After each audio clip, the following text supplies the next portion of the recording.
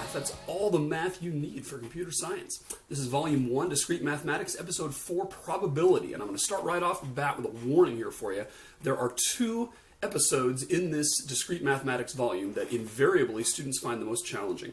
And this is one of them. The other one is Episode 6 on counting. And students are always telling me that, this is sort of the hardest one that they find. So heads up, get your thinking cap on, get all your neurons firing in the same direction. I think one of the reasons probability is hard is because it's so easy to convince yourself you have the right answer. A lot of the other units in this and other volumes, if you don't know the answer, you kind of know that you don't know it. But in probability, for whatever reason, it is so easy to be so confident and write out your answer and just say, yeah, that's the probability that such and such happens, and you're just dead wrong. And it's not screaming obvious why it is that you're dead wrong. So, little heads up there.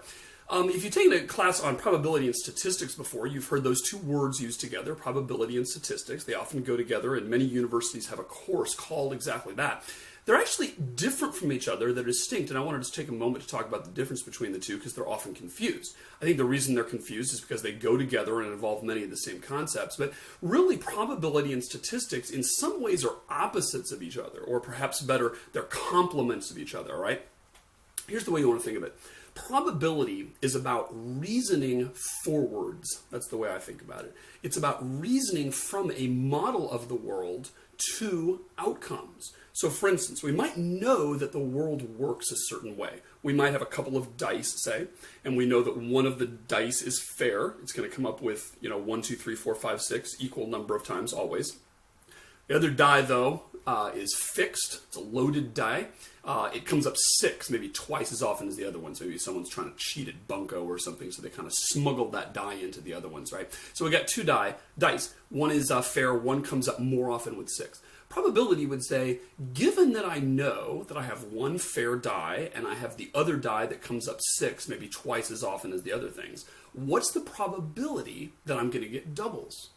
Or what's the probability that I'm going to get double 6s? Those are the kinds of questions that probability asks. Given that we have a model, what's the probability that I get certain outcomes? All right.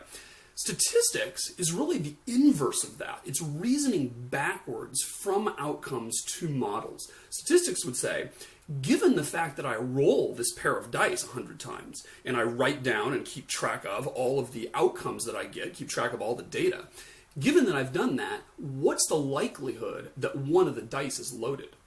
So we don't start with a known model of the world, with some exceptions. Instead, what we do is we start from the data, we start from the empirical findings, and we reason backwards to figure out what model is the most likely. So, kind of an interesting interplay there, and of course they go together. In this course, we're only going to cover probability, nothing in statistics, but I will say I will highly recommend you to take a course in statistics. In fact, I recommend all college students, not just all computer science majors, but all college students take a course in statistics, and that's simply because statistics is so large and prominent in how we view the world. And you will see all kinds of statistical claims out there in the news from science, from economics, politicians constantly spouting factoids that are statistics. Every time we have a run-up to the next election, you're always hearing all kinds of claims and commercials and debates that have a statistical flavor, making some kind of statistical claim. And I think it's hugely important to be able to properly reason about those things. So, highly recommend taking a statistics class, even if it's not required for your major.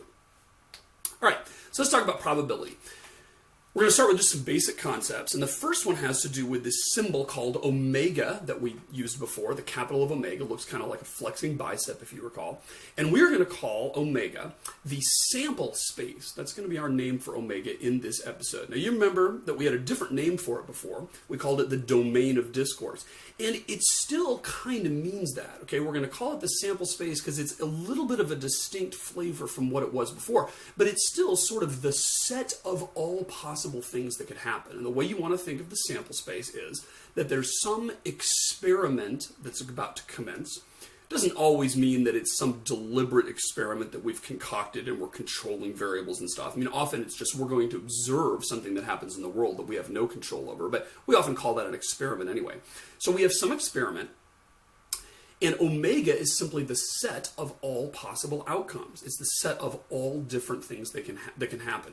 So you can see it's sort of the same flavor as the domain of discourse, right? Because it was the set of all things that we're talking about. Now it's the set of all things that can happen. Now, the individual elements of that omega are called outcomes. An outcome is one specific thing that can happen. So just take a little example here, right? Suppose we're rolling a die. I use that example a lot because it's easy to get your head around. We might say that omega has 7 things in it. When we roll that die, we might get a 1. We might get a 2. We might get a 3. We might get a 4. We might get a 5. We might get a 6.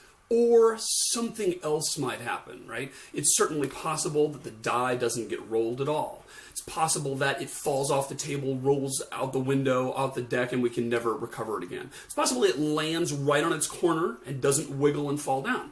It's possible that between the time I roll the die and the time the face comes up, there's a nuclear holocaust, and we never find out the answer, right? So if we really want to be, anal, or whatever you might say, about keeping track of everything that might happen, we of course have to keep track of every possible contingency, not just the obvious ones. Now, a lot of times what we're going to do is say, the probability of anything other than these established 6 outcomes for the standard die faces is so remote that we're just going to ignore it and say the probability of that is 0. But, just kind of start off by being careful here and making sure that we define every possible thing, right? So, an outcome, as I said, is an element of the sample space. So we could say, an outcome O1 is equal to that. Maybe outcome O2 is equal to that. Notice there's no curly braces here, right? And that's because an outcome is an element of the sample space. Okay. Now, you might think that's all there is to it, but there's a third thing we're going to talk about, and this is a really important one, and this is called an event. Now, it turns out that most of the time, we actually don't care what specific outcome we got. What we care about is what category that outcome falls into, right? For instance, we might say, I wonder if the gymnasium at UMW, I wonder if the fitness room is getting more visitors from men or from women, right? I wonder if male or female students are visiting the fitness center more often. So one way we could do that is we can say, well, let's, stand out there at some time of day, and we'll just wait till the first visitor comes by with their gym bag and their sweats or whatever, and we'll record whether they are a male or female, right? Now, if you ask yourself what the sample space omega is, it would be the set of all UMW students, or actually even more, all the people who can legally use the gym, right? Which includes faculty and other people too. So that's the set of omega, and I could figure out what is the probability that Dave Schmidt in particular is the guy who walks in first that morning when I'm keeping track of who walks in. Or I can say, what is the probability that Joe Schmo comes? Or what's the probability that Betty Lou Jones comes, right? Each individual person is an element of the sample space. But it turns out that's kind of TMI, right? Because what I really care about is not the probability that Dave comes, or the probability that Joe comes, or the probability that Cindy comes, but I'm concerned about the probability that anyone in the group of males comes versus anyone in the group of females. That's the thing that turns out to be interesting to me. And we're going to call that an event.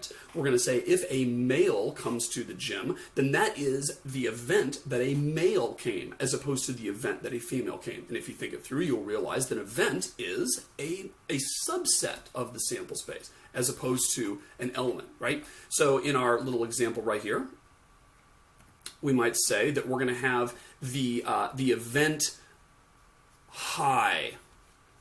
And that means the event that I get a high dice roll. And so maybe we say that's going to be 4, 5,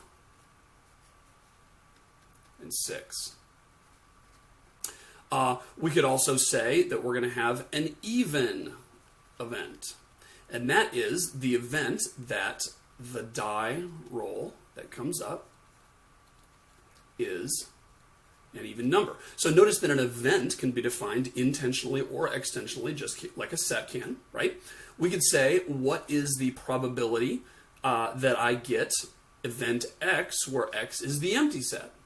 we could say, what's the probability that I get event Y, where Y is the entire sample space. And as we'll learn, the probability of this is always going to be 0, and the probability of this is always going to be 1. That's one of the constraints we're going to put on it. But bottom line is, an event is simply a subset of the sample space. It's a set of outcomes that I'm particularly interested in, and most of the time, we're actually not going to be talking about what the probability of an outcome is, but rather the probability of an event, where event is simply some set of possible outcomes.